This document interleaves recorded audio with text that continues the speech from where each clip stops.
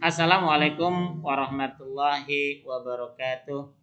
Ananda kelas 8 yang soleh dan solehah, berjumpa lagi dengan Bapak dalam pembelajaran IPA fisikanya. Mudah-mudahan kalian semua masih dalam keadaan sehat walafiat dan selalu dalam lindungan Allah Subhanahu wa taala. Tetap semangat dan Bapak harapkan tugasnya dicicil, jangan nunggu banyak ya. Sekarang kita memasuki bab selanjutnya, yaitu tentang getaran dan gelombang. Yang akan kita bahas dulu sekarang adalah tentang getaran. Ya. Getaran, semua benda akan bergetar apabila diberikan gangguan. Ya kalau benda diem baik ya, tidak diberikan gangguan ya tidak akan bergetar. Ya. Itu. Nah, dalam getaran ada yang disebut dengan titik kesetimbangan. Ya, titik kesetimbanganku titik ketika dia benda itu sedang diam nih. Ya, di benda ketika lagi diam, ya ketika digantung aja misalkan dibandul, ketika lagi dibandul, ya ini berarti diam kan? Berarti ini namanya titik kesetimbangan. Nah, ketika kita diberi gangguan, kita tarik, maka benda ini akan melakukan bolak-balik. Nah, jadi yang namanya getaran, gerakan bolak-balik melalui titik kesetimbangan. Berarti ini kan titik kesetimbangannya di O nih, ya. Nah, maka ketika bolak-balik dari A ke O ke B ke O lagi ke A lagi, maka itu disebut dengan getaran. Jadi harus melalui sini. Ya, tidak harus melalui titik kesetimbangan. Itu namanya disebut dengan getaran.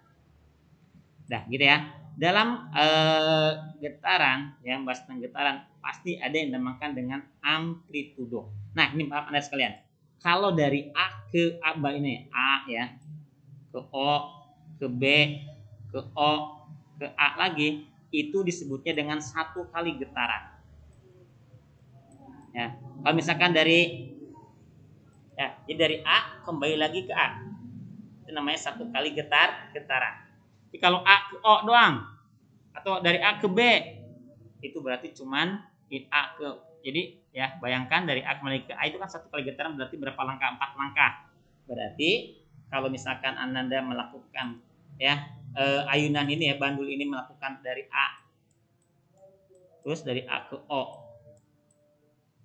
dari O ke B, berarti berapa getaran? Dari A ke O, dari O ke B, berarti satu langkahnya itu 1/4.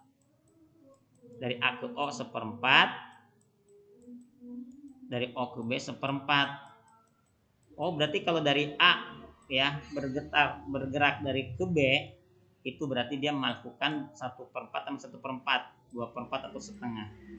Oh, kalau begitu dari A ke B dia melakukan setengah getaran gitu ya. Baik, bagaimana kalau cuma sampai O? Dari A ke O 1/4, O ke B 1/4. Jadi A ke B itu setengah. Sampai O lagi berarti 3/4.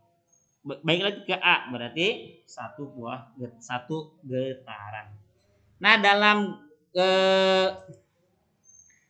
getaran ada yang disebut dengan amplitudo. Apa itu amplitudo? Amplitudo adalah simpangan getaran paling besar. Nah ini simpangan nih, dari O ke B itu simpangan. Nyimpangnya ya. O ke A berarti itu namanya simpangan, disebut dengan amplitudo. Itu artinya simpangan terjauh. Ya, terbesar, paling besar boleh ya. Terus ada yang disebut dengan periode. Apa itu periode? Waktu yang diperlukan untuk melakukan satu getaran disebut dengan periode. Jadi dari A baik lagi ke A, berapa waktu yang diperlukan itu namanya adalah periode. Ya, itu. Waktu yang diperlukan bergetar dari A kembali lagi ke A itu namanya periode. Sedangkan apa? Sedangkan yang namanya sedangkan yang namanya frekuensi, jumlah getaran yang terjadi dalam satu sekon. Satu sekon itu berapa kali melakukan getaran? Ya, satu sekon itu berapa kali dia melakukan getaran? Itu namanya frekuensi. Nah, rumusnya seperti ini. Ya, periode adalah waktu yang diperlukan per jumlah getaran. Kalau frekuensi kebalik, jumlah getaran dibagi waktu, gitu ya. Hanya jadi antara periode dengan frekuensi itu terbalik tuh, T per N, kalau ini N per T. Ya. Nah, kalau hubungan antara frekuensi dengan dengan periode, ya, dengan periode adalah mencari periode satu per frekuensi, mencari frekuensi adalah satu per periode, gitu ya. Tuh ada apa namanya hubungannya. Kalau begitu kita ke contoh soal. Ya, kita ke contoh soal. Oke. Nah, ini contohnya. Sebuah getaran bergetar 50 kali. Yang namanya kali-kali itu jumlah getaran kan. N-nya 50. Nah, dalam waktu 2 sekon. Sekon itu berarti waktu 2 sekon. Ya, berapakah frekuensi, berapakah periodenya? Gitu kan. Tadi jumlah getaran itu N. Tulis di sini, diketahui N-nya 50 kali. Terus T-nya 2 sekon. Yang ditanyakan frekuensi dan periode. Ya, tanyakan frekuensi dan periode. Frekuensi rumusnya N per T kan? Frekuensi rumusnya N per T. N-nya berapa tadi jumlah getarannya? 50. Ya, berapa waktunya? 2 sekon. Berarti 50 dibagi 2, 25 Hz ya. Itu apanya? Frekuensinya. Sedangkan mencari periode terbalik, N per T, T per N kalau periode. Waktu per jumlah getaran. 2 per 50, 2 dibagi 50. Ya kan? 2 dibagi 50. Mungkin Anda bisa menggunakan ini, 2 dibagi 50 kan gitu. Ya. 2 dibagi 50 nggak bisa, kasih 0 di sini, kasih 0.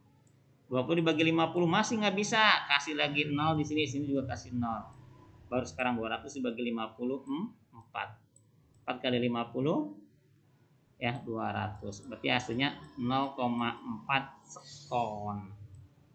Sebenarnya boleh juga tadi menggunakan apa? Yang ini.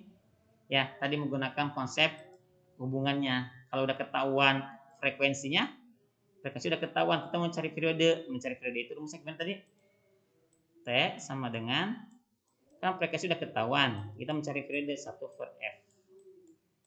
Ya kan? 1 per F-nya itu 25. 1 dibagi 25 sama 0,04.